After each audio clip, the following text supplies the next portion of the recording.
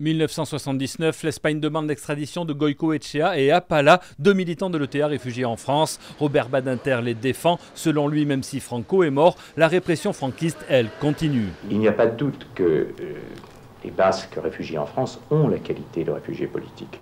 Ils sont accusés d'un attentat ayant causé 2 morts sur le chantier d'une centrale nucléaire près de Bilbao. Un jeune avocat d'Ustaritz travaille au sein du cabinet de Badinter. Robert Saint-Esteban se souvient. Badinter n'avait pas pu venir car il avait une autre audience et il m'avait fait l'honneur de me demander de plaider à sa place.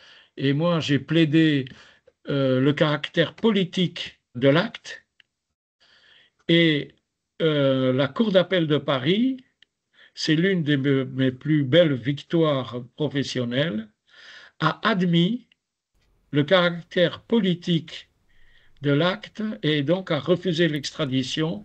La présence de Badinter donne à l'époque un écho national à la cause basque. Mais après l'élection de François Mitterrand, Robert Badinter devient garde des Sceaux. L'arrivée d'un gouvernement socialiste en Espagne change la donne.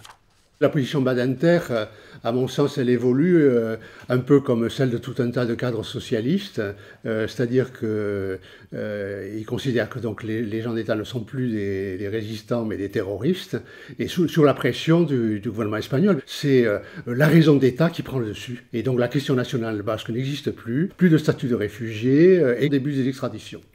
Un changement de doctrine politique qui marquera la vie politique du Pays basque durant de nombreuses années.